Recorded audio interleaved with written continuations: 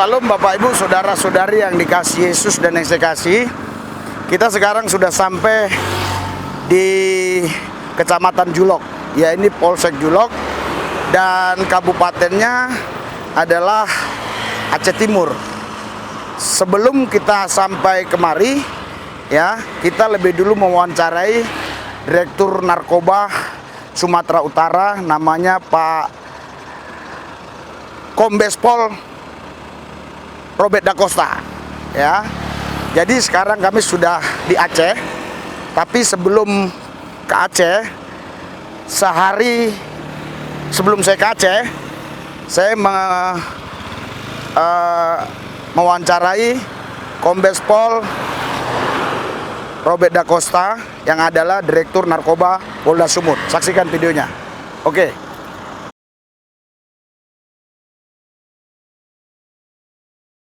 Salam Bapak Ibu saudara-saudari yang dikasihi Yesus dan yang saya kasihi. Berjumpa kembali dengan saya, Pendeta Risuli Lubis. Sebelum kita melihat tayangan video ini, jangan lupa ya, subscribe, like, comment, and share. Bagikan video ini ke sebanyak orang menjadi berkat. Anda sudah mendukung pelayanan, bahkan Anda sudah melayani Tuhan ketika Anda membagikan video ini. Saksikan video ini. Salam Bapak Ibu saudara-saudari yang dikasihi Yesus dan yang saya kasihi. Kami sekarang tim Metanoia ada di Sumatera. Tepatnya kami di Polda Sumatera Utara. Sekarang saya ada di kantor di Narkoba. Namanya Pak Robert Da Costa. Saudara, Bapak Ibu sekalian, kenapa Bapak ini saya mau wawancarai? Ini edukasi juga bagi kita semua, khususnya orang-orang yang Kristen, supaya tidak kena narkoba. Karena narkoba ini sangat membahayakan bagi banyak orang, ya. Saya akan tanya langsung kepada beliau. Salam Pak. Salam. Salam. Ya, Bapak masuk polisi karena apa, Pak? Ya, yang pertama saya kira pengalaman saya waktu kecil sering, karena sekolahnya dekat dengan kantor polisi, ya termotivasi lah lihat polisi itu. Tapi tidak pernah bercita-cita jadi polisi, ya. Setelah masuk SMA, pendidikannya kebetulan semi militer di SMA Taruna, ketertarikan itu ada. Akhirnya mendaftar Akabri, mengingat sekolah lanjutan itu membutuhkan biaya, jadi kita mencari yang gratis. Kebetulan Akabri lulus, dibiayai pemerintah, kita sekolah Akabri. Dan kebetulan penjurusannya saya dapat di kepolisian. Oh, jadi waktu Bapak masuk Akabri tidak ada kasih uang, Pak, biar lulus? Oh, tidak ada, Pak Oh, Pendeta. tidak ada ya? Ya. Oh, jadi itu semua karena mujizat aja ya, bisa Ya, lulus ya? betul. Nah, jabatan-jabatan apa saja yang pernah Bapak sandang selama Bapak jadi polisi? Ya, jadi selama melaksanakan tugas di kepolisian, pertama kami menjadi dosen di Akpol. Setelah itu bertugas di kewilayahan di Polda Sumatera Utara, menjabat Kapolsek di Tebing Tinggi, kemudian berlanjut Kapolsek di Lubuk Pakam, kemudian di Stabat, setelah itu Kasat Reskrim, kami sekolah. Setelah sekolah, mendapat tugas di Sulawesi Selatan, ya, menjabat Kabak Op dan Wakapolres. Setelah itu ikut sekolah Sespim dan tugas di Bareskrim Mabes. Oh, Bapak kan pernah jadi Kapolsek, Kapolres pernah juga ya? Kapolres pernah di Nia Selatan. Oh ya. Ya. Bagaimana Bapak nangani masyarakat kita yang ini memang punya banyak agama yang berbeda-beda? Kalau ada persoalan-persoalan, misalnya keributan-keributan begitu, Pak. Ya, pengalaman yang paling berharga waktu saya menjabat Kapolres Deli Serdang. Ya. Waktu itu ada permasalahan terkait dengan istilah rumah makan BPK. Ya. Ya. Nah, ada peraturan dari Pemda setempat terkait dengan penataan kota, sehingga menjadi polemik rumah makan yang disebut non halal. Ya. Ya. Tapi dengan kerjasama dan perhatian yang baik dari seluruh elemen masyarakat, bisa kita selesaikan secara musyawarah. Karena waktu itu ada cukup keras aksi-aksi unjuk rasa untuk membubarkan rumah makan BPK supaya tidak berada di sepanjang jalur lintas. Sehingga demonstrasi dari elemen-elemen yang ada yang menolak keberadaan itu kita fasilitasi, memberikan pengertian sehingga tidak terjadi bentrok antar etnis dan juga isu agama. Isu agama. Ya. Bapak sekarang kan menjabat sebagai Dir Narkoba. Betul. Di Polda Sumut ini. Ya.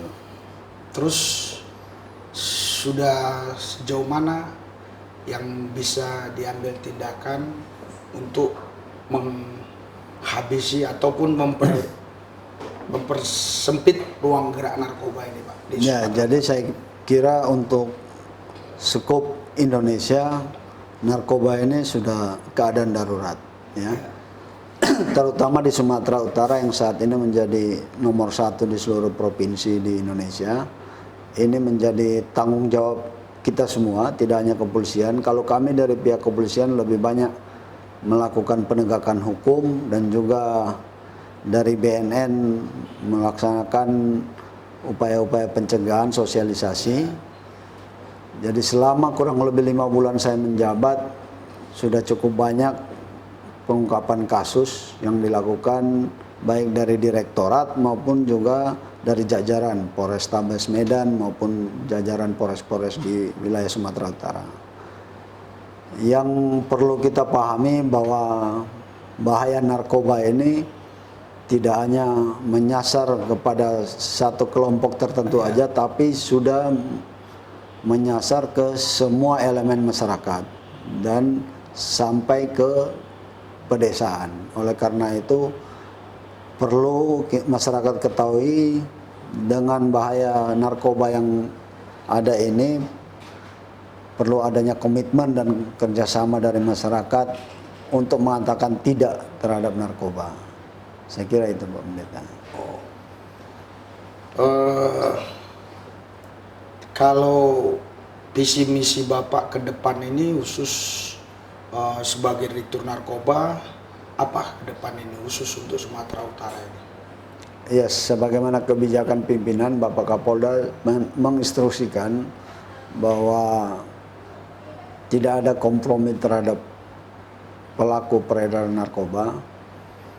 Kami secara tegas menyampaikan di sini bahwa kita akan berusaha semaksimal mungkin Sumatera Utara ini supaya bisa bersih dari narkoba. Namun itu tidak akan bisa terlaksana kalau masyarakat tidak ada yang mendukung. Ya. Ya. Misi saya yang pertama, seluruh jaringan pelaku narkoba akan kita tindak tegas. Itu yang pertama. Terutama anggota-anggota yang terlibat, kita lakukan tindakan tegas terhadap anggota, baik secara etika kepolisian maupun secara pidana. Saya kira itu. Ada polisi yang sudah ditindak? Selama saya menjabat ini sudah ada. Dari beberapa satuan kepolisian kurang lebih ada 9 orang yang kita tindak dan sekarang dalam proses pidana. Kan sebagai Dir Narkoba ini Bapak punya anggota banyak, ada berapa kira-kira? Kalau di direktorat 220-an lah.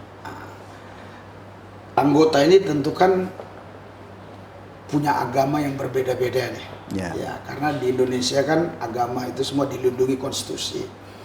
Sementara Bapak kan pengikut Yesus, orang Kristen nih. Betul. Ya. Bagaimana Bapak menghadapi mereka yang misalnya berbeda agama, tetapi mereka-mereka ini kurang disiplin atau seperti apa caranya Bapak bagaimana untuk menghadapi anggota yang berbeda agama, tetapi untuk mereka tetap disiplin, tapi Bapak tetap menunjukkan bahwa Bapak ini pengikut Yesus memang. Jadi saya kira gini, tidak ada satu agama pun yang diakui oleh pemerintah itu mengajarkan hal yang jelek. Ya, itu harus kita yakini bahwa agama yang dianut, yang diakui oleh negara, semuanya mengajarkan hal-hal yang baik. Ya. Karena itu kepada anggota agama pun apa itu yang diyakini dan dianut, lakukan sesuai ajaran agamanya. Yakini dan laksanakan dengan baik. Kalau saya sebagai orang Kristen, Ya. saya selalu menghimbau kepada anggota saya, laksanakan tugas dengan baik, dan hal-hal yang baik yang engkau tabur pasti akan menuai hal yang baik. Itu aja. Ya. Saudara, Bapak Ibu sekalian, yang dikasih Yesus dan yang saya kasihi, saya tadi mendengar apa yang Bapak Dirnarkoba Sumut katakan ini, Pak Robert Da Costa. Ada beberapa hal yang perlu ya kita lakukan, karena memang bahaya narkoba ini sangat luar biasa, bukan hanya kepada orang tertentu tetapi kepada semua elemen masyarakat, bahkan orang-orang Kristen.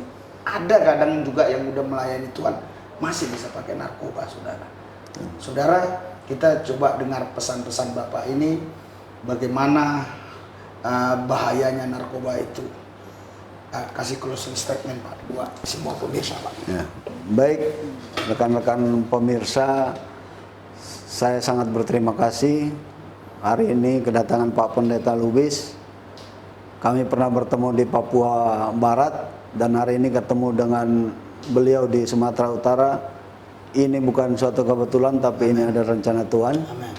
Saya pada kesempatan ini juga diberi kesempatan untuk bisa masuk dalam channel beliau. Kesempatan ini saya gunakan dengan baik.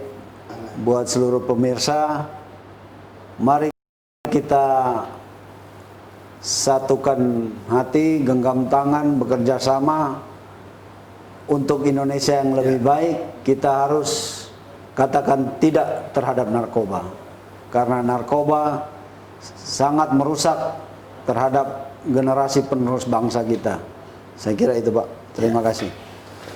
Saudara, Bapak Ibu sekalian yang dikasihi Yesus dan yang saya kasihi, jadi kita saudara sebagai anak Tuhan, khususnya yang di kepolisian, kita harus betul-betul menunjukkan bahwa kita ini adalah anak Tuhan yang betul-betul bertugas dengan baik.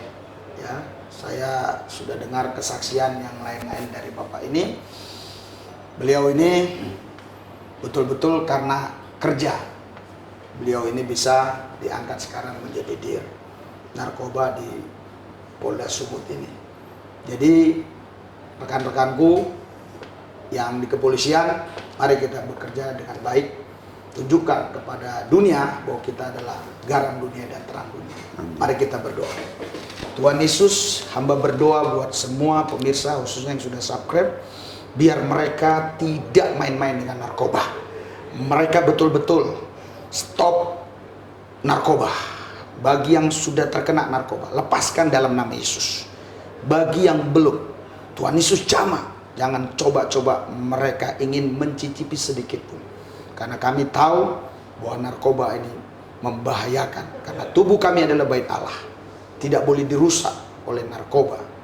Terima kasih Bapak. Dalam Yesus kami berdoa. Amin. Amin. Oke. Mulai deh.